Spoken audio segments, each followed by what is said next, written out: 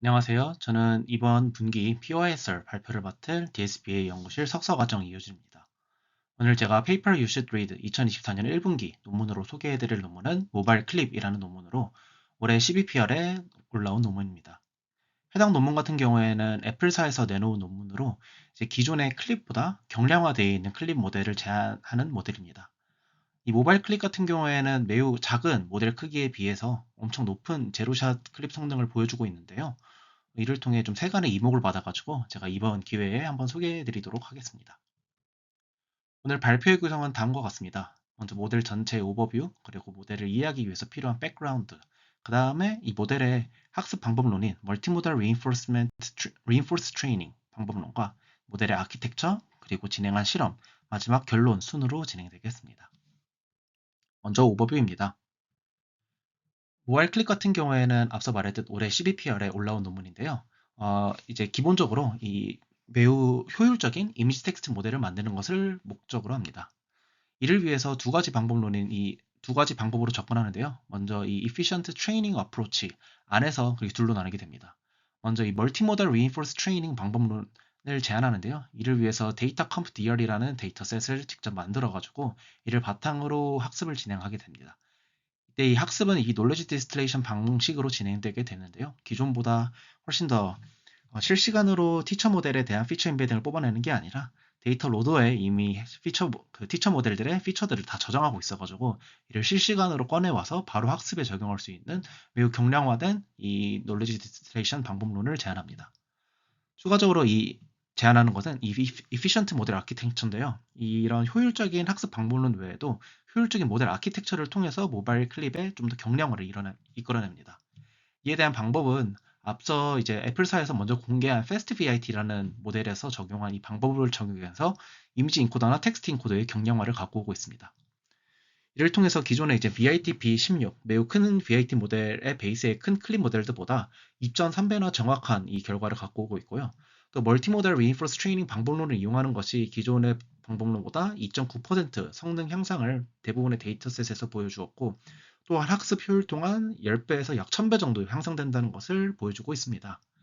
이 오른쪽 레이더 차트를 통해 알 수 있는 것은 이 애플사의 모바일 클립의 방법론과 이 모델 아키텍처를 적용한 것이 대부분의 데이터셋에서 제로샷 성능이 다른 모델들에 비해 압도적으로 높은 것을 확인할 수 있습니다. 다음은 백그라운드입니다. 모바일 클립의 설명에 앞서 클립 구조에 대한 설명이 있겠습니다. 클립 같은 경우에는 2021년 오픈 AI에서 내놓은 이 모델로 지금 이 비전 랭귀지 모델들의 그 엄청 가장 베이스로 쓰이는 모델이라 이해해 주시면 됩니다. 먼저 각각의 텍스트 인코더와 이미지 인코더를 통해서 그 이미지 피처와 이 텍스트 피처를 뽑은 이후에 각각의 퍼스티브 페어들끼리는 이 둘 간의 이 임베딩들이 코사인 시밀러리티가 높아지게, 아닌 네거티브 페어들에 대해서는 이 이미지 텍스트 페어의 코사인 시밀러리티가 낮아지게 학습하는 방법론을 통해서 이 둘 간의 그 임베딩의 이 이미지 피처와 텍스트 피처의 얼라이먼트를 맞췄다라는 식으로 학습 방법을 이해해 주시면 되겠습니다. 이에 컨트라스트 러닝 이용하다 보니까 보다 많은 수의 페어를 요구하고 있어가지고 이 배치 사이즈 동안 32,000과 같이 엄청 커지게 되게 됩니다. 이를 통해서 이 모델의 학습 시간 자체도 엄청나게 늘어나게 될 뿐만 아니라 이 모델의 크기 자체도 엄청 늘어나가지고 이 모바일 클립에서는 이 부분을 조금 더 학습 시간을 줄이고 조금 더 경량화된 모델을 갖고 가자 하는 것을 그 주 기조로 갖고 가고 있습니다. 해당 장표 같은 경우에는 아래 나와 있듯 클립 설저리라는 논문을 소개해준 우리 연구실의 남웅창 석사 과정에 이 장표를 갖고 온 것이고요. 이 클립에 대해서 보다 자세한 이해를 위해서는 해당 연구실 세미나를 한번 참고해 주시는 것도 좋을 것 같습니다. 다음은 모바일 클립의 주 학습 방법론인 멀티모달 리인포스 트레이닝에 대해서 설명해 드리도록 하겠습니다. 멀티모달 리인포스 트레이닝 같은 경우에는 크게 두 가지로 구성되어 있습니다. 먼저 이 데이터셋 리인포스먼트라고 해서 합성 데이터를 이제 이용해서 사전 훈련된 클립 모델들의 지식을 담아내는 방법이라고 봐주시면 될 것 같고요. 두 번째는 이제 학습 과정에 있어서 이 놀래지 디스틸레이션을 진행해서 앙상블한 이 사전 학습된 강력한 클립 모델들의 이미지 텍스트 얼라이먼트를 페어로 이용하는 방식을 말하고 있습니다. 먼저 이 데이터셋 리인포스먼트부터 알려드리겠습니다. 데이터셋 리인포스먼트 같은 경우에는 쉽게 말하자면은 이제 저희가 티처 모델로 쓸 모델들의 피처 임베딩들을 사전에 데이터 인베딩, 데이터 로더에 담아내는 것을 말하고 있는데요. 그를 위해서 앞선 과정이 선행됩니다. 이 과정 같은 경우 synthetic captions를 생성하는 과정인데요. 이를 생성하는 이유 같은 경우 아래에 나와 있습니다. 기존의 클립 모델을 훈련시키는 이 웹 이미지 같은 경우에는 데이터셋의 수는 엄청나게 많지만 이 대부분이 웹 데이터에서 본질적으로 노이즈한 데이터라는 특징을 갖고 있습니다. 그래서 데이터 컴프라는 데이터셋을 보면은 광범위한 이런 필터링 메커니즘을 통해서 보다 양질의 데이터로 이 데이터셋을 품질을 개선시켰는데요. 그러는 과정에서 데이터셋 수의 크기가 많이 줄어들어 가지고 충분히 좀 많은 데이터라고 할 수 없게 되었습니다. 이를 위해서 애플사에서는 노이즈 캡션의 코카 모델을 사용해서 각 이미지에 대해 신세틱 캡션을 추가적으로 만들어내 이를 사용하고 있습니다. 다음은 데이터셋 리인포스먼트 과정 중에 있는 이미지 어그멘테이션 과정입니다. 이 단순히 이미지 어그멘테이션이라고 하면은 이미지에 증강을 가해서 이를 데이터셋에 저장한다라고 볼 수 있겠는데요. 이를 말하는 것이 아니라 이 이미지 어그멘테이션의 결과인 어그멘트 이미지를 만들어내는 이 어그멘테이션 파라미터스를 따로 저장을 해서 이 데이터셋에 구축하는 것을 말하고 있습니다. 다음은 이 데이터셋 리인포스먼트 과정 중에 가장 중요하다고 볼 수 있는 앙상블 티처 과정입니다. 앙상블 티처 같은 경우에는 높은 성능을 가진 기존의 프리트레인된 K개의 클립 모델들을 이용해서 앞서 만들어낸 합성된 이 어그멘티드 이미지와 이 신세사이즈 텍스트의 인베딩을 각각 추출해요. 이렇게 크사의 이미지 ISK, 크사의 신세사이즈 ISK라고 갖고 있어주게 됩니다. 또한 이 신세사이즈 캡션이 아니라 원본 정답 캡션에 대해서도 피처 인베딩을 추출해 갖고 있게 됩니다. 이런 식으로 모아진 이 각각의 피처들과 앞서 사용했던 어그멘테이션의 파라미터 알파 A와 그리고 신세식 캡션 그리고 신세식 캡션 뿐만 아니라 원본 캡션 또 원본 이미지들을 종합해서 하나의 이 데이터셋으로 묶어주게 됩니다. 이런 식으로 사전에 필요한 과정들을 먼저 구축해 놓는 과정으로 이 추가적으로 나중에 모델을 학습할 때 이 티처 모델들을 따로 불러오거나 어그멘테이션을 따로 진행하거나 이런 부분이 많이 생략이 되게 돼요. 모델 학습 시에 매우 효율적으로 학습을 진행할 수 있게 됩니다. 데이터셋 리인포스먼트 과정에 이어서 다음은 트레이닝 과정입니다. 이 트레이닝 과정의 로스 펑션을 보게 되면은 크게 디스틸레이션 로스랑 기존의 클립 로스를 동시에 사용하는 것을 볼 수 있겠는데요. 이 디스틸레이션 로스 같은 경우에는 이미지 텍스트 인코더에서 나온 이 이미지 텍스트 인베딩의 페어들의 이 시밀러리티 매트릭스, 어피니티 매트릭스를 이용해서 그 결과를 우리가 학습시킬 모바일 인코더, 스튜던트 이미지 텍스트 인코더에 증류시키는 과정입니다. 이 과정 자체는 이 KL 다이버전스를 이용해서 구하게 되고요. 이 나머지 이 클립 로스 같은 경우에는 기본적으로 클립 로스를 사용해주게 됩니다. 이렇게 이 클립 로스와 디스틸레이션 로스 자체를 람다를 이용해서 이 둘을 가중합해서 최종적인 토탈 로스로 사용해주는 것을 확인할 수 있습니다. 앞서 설명한 트레이닝 방법을 담아 이제 최종적으로 efficient train의 방법이 어떻게 진행되는지 정리해 드리도록 하겠습니다. 먼저 데이터셋에서 각 샘플의 원본 이미지와 캡션을 골라주고 거기에 대응하는 이 신세사이즈 캡션 중에 랜덤하게 하나를 로딩해 줍니다. 그 다음 저장된 어그멘테이션 파라미터 중 랜덤하게 하나의 어그멘테이션 파라미터를 로드하고 그 이후 이렇게 불러진 어그멘테이션 파라미터를 바탕으로 합성된 어그멘티드 이미지를 생성해 주게 됩니다. 그리고 티처 모델에 대해서도 여러 개의 티처 모델 중 단 하나를 랜덤하게 골라서 거기에 해당하는 원본 이미지, 합성 캡션, 원본 캡션에 대한 인베딩을 로딩해주게 됩니다. 이를 이용해서 두 개의 배치를 만들어주게 됩니다. 하나의 배치는 배치 real이라 해가지고 어그멘트 이미지에 대한 원본 캡션 인베딩과 real 캡션들을 담은 이 배치가 만들어지게 되고요. 하나는 어그멘테이션 이미지랑 신세식 캡션의 구성으로 이루어진 배치 신세사이즈로 둘로 구성해주게 됩니다. 이렇게 만들어진 두 개의 배치를 바탕으로 각각 배치에서 나온 로스를 합하여 최종적인 트레이닝 로스로 사용해주게 됩니다. 앞선 방법까지가 이 멀티모달 reinforcement 데이터셋을 구축하는 과정이었고요. 그 다음은 모바일 클립의 아키텍처에 대한 설명이 있겠습니다. 다음은 모바일 클립에서 사용한 텍스트 인코더에 대한 설명입니다. 텍스트 인코더 같은 경우 기존의 클립 모델에서는 트랜스포머 베이스드 모델을 사용해서 텍스트 인코더를 구성하고 사용했습니다.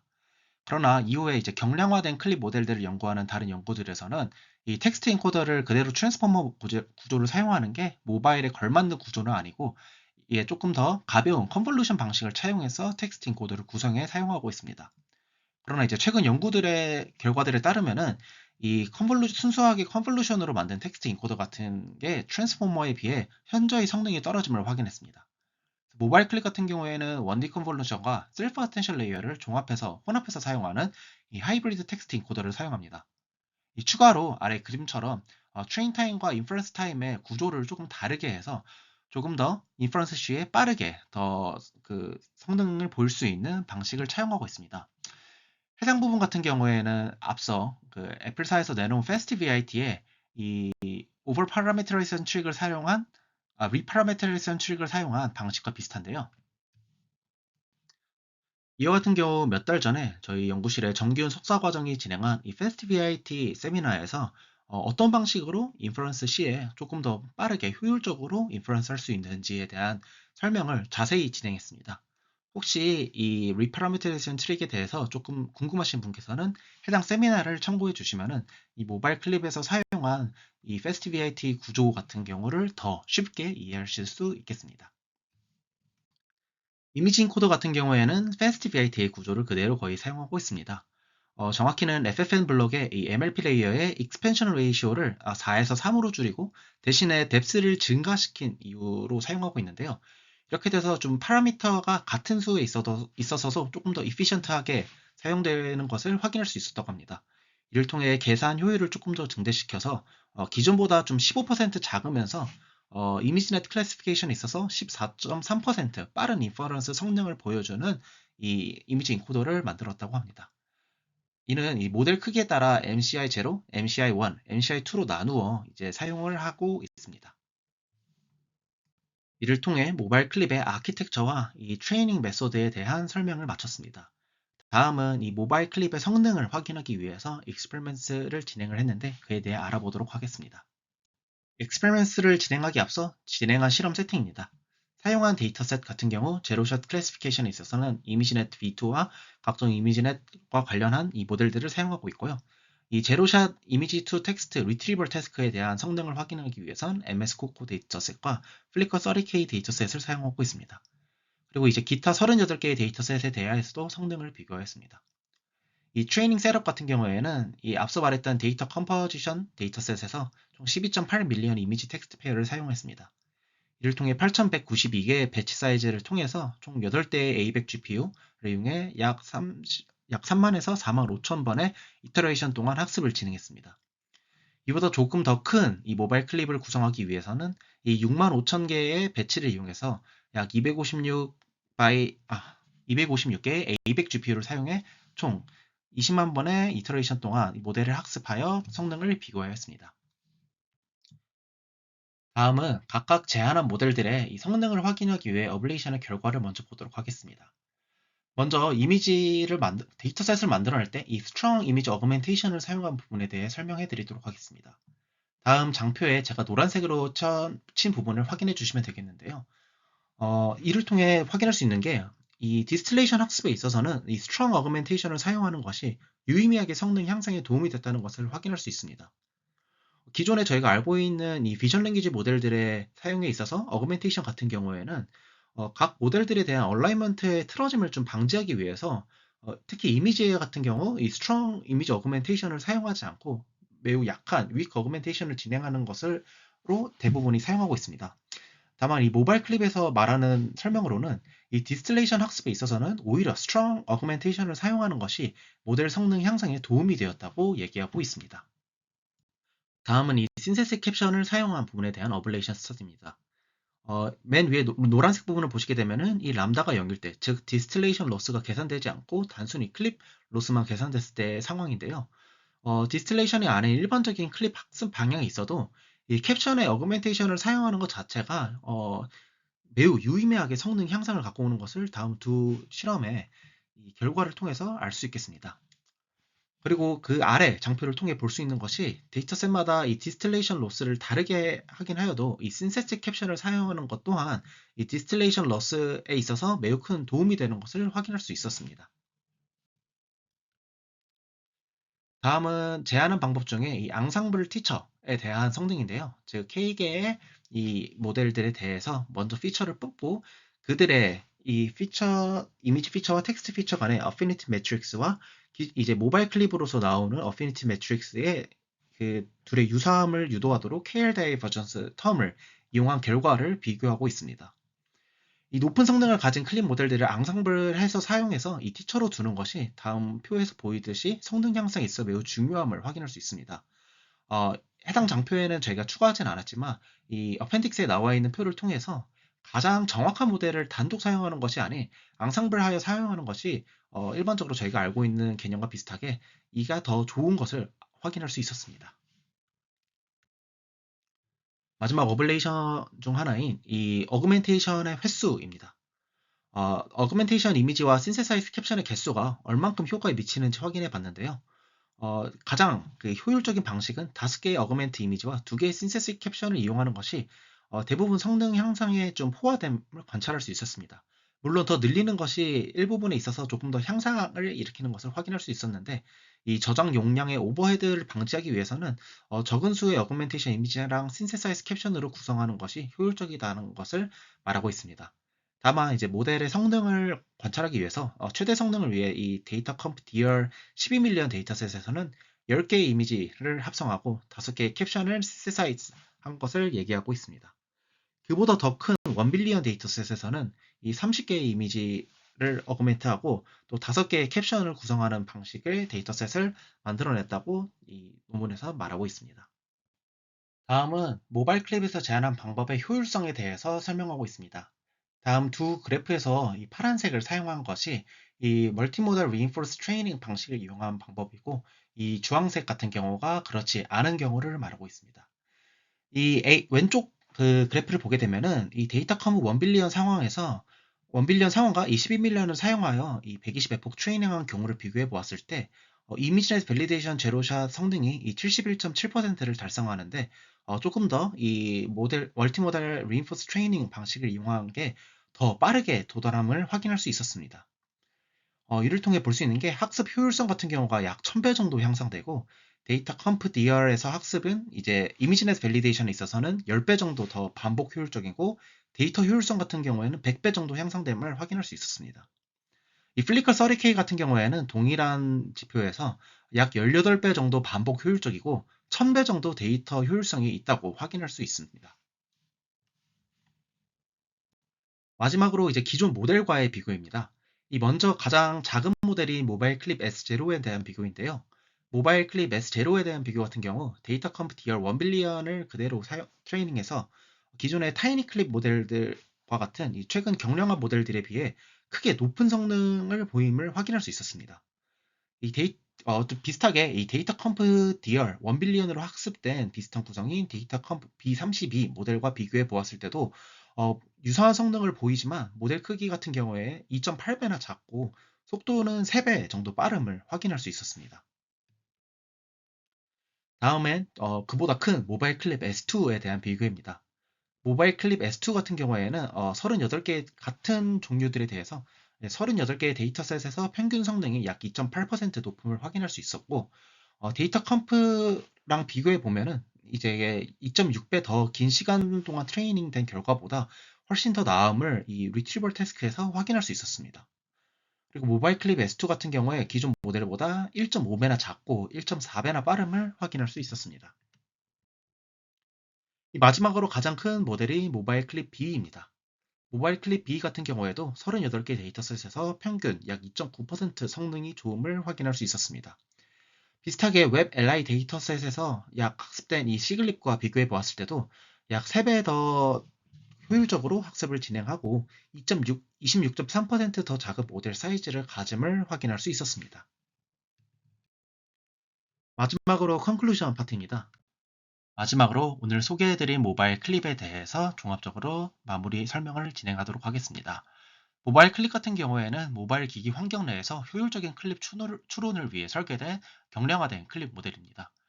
효율적인 추론뿐만 아니라 학습에 있어서도 매우 효율적임을 확인할 수 있었는데요.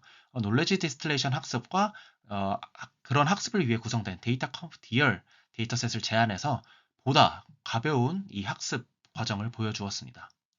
이렇게 가벼운 이 추론 효율성과 그 학습 효율성뿐만 아니라 이 전체적인 성능에 있어서도 제로샷 상황 안에서 기존의 강력한 클립길 모델들보다도 우수한 성능을 보임을 확인할 수 있었던 모델이었습니다. 네, 이것으로 제 오늘 POSR 발표를 마무리하도록 하겠습니다. 감사합니다.